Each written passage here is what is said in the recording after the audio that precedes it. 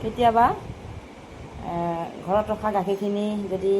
নোখোৱাকৈ থাকি যায় তেতিয়াহ'লে মই পনীৰ বনাই থওঁ আৰু এই পনীৰখিনি মই বনাই উঠি কাপোৰত চেকি এটা বাতিত থৈ দিছিলোঁ ফ্ৰিজত 3 ঘণ্টামান থোৱাৰ পিছত এনেকুৱা প্লেটত উলিয়াই ল'লোঁ আৰু এনেকুৱা হৈছে পনীৰখিনি যেনেকুৱাকৈ থওঁ তেনেকুৱাই শ্বেপ এটা লয় গতিকে মই বাতিত থৈছিলোঁ এনেকুৱা বাতিৰ নিচিনাই হৈছে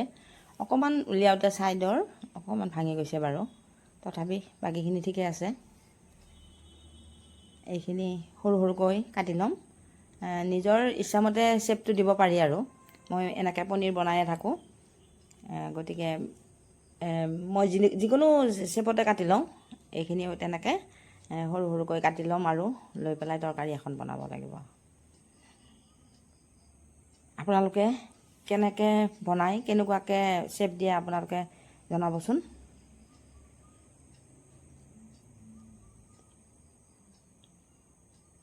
বেছি বনোৱা নাই আজি অলপ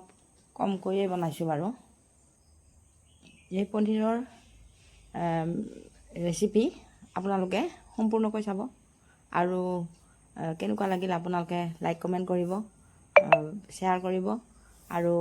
ফেচবুকত আপোনালোকে ফ'ল' কৰি লোৱাৰ লগতে ছাবস্ক্ৰাইব কৰি ল'ব পাৰে আৰু ইউটিউবতো দিওঁ মোৰ ভিডিঅ'বিলাক যদি ইউটিউবত পায় আপোনালোকে ছাবস্ক্ৰাইব কৰাৰ লগে লগে বেল আইকনটো দিব তেতিয়াহ'লে মোৰ সকলোবোৰ ভিডিঅ' আপোনালোকে পাই গৈ থাকিব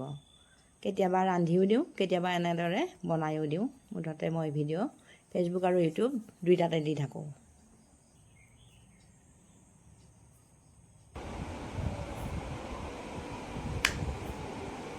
এনেকৈ কাটি লৈছোঁ ইমান ধুনীয়া পনীৰ ঘৰতে যদি বনাই ল'ব পাৰি আৰু কিনি খোৱাৰ কোনো প্ৰয়োজনেই নাই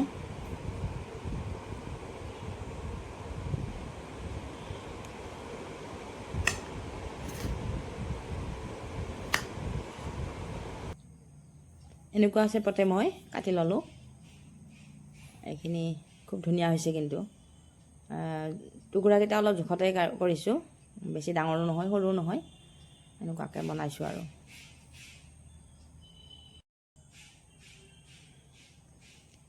এই পনীৰখিনি অলপ ভাজি ল'ম তাৰপিছতে মই তৰকাৰী বনাম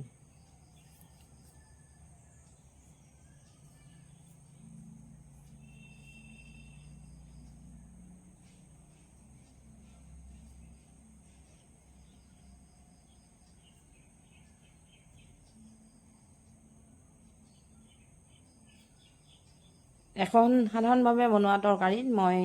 অলপমান পনীৰ গুড়ি কৰি দিছোঁ আৰু বাকীখিনি মই টুকুৰা কৰি বনাম এইখিনি মই এনেই সাধাৰণভাৱে বনোৱা তৰকাৰী আৰু এই তৰকাৰীখনত মই পনীৰ অকণমান গুড়ি কৰি দি দিছোঁ এই তৰকাৰীখনৰ ৰেচিপি আপোনালোকক দিয়া নাই বাৰু এইখন একদম সাধাৰণভাৱে বনাইছোঁ কিন্তু যিকোনো তৰকাৰীতে অকণমান পনীৰ এনেকৈ দিলেও ভালেই লাগে খাই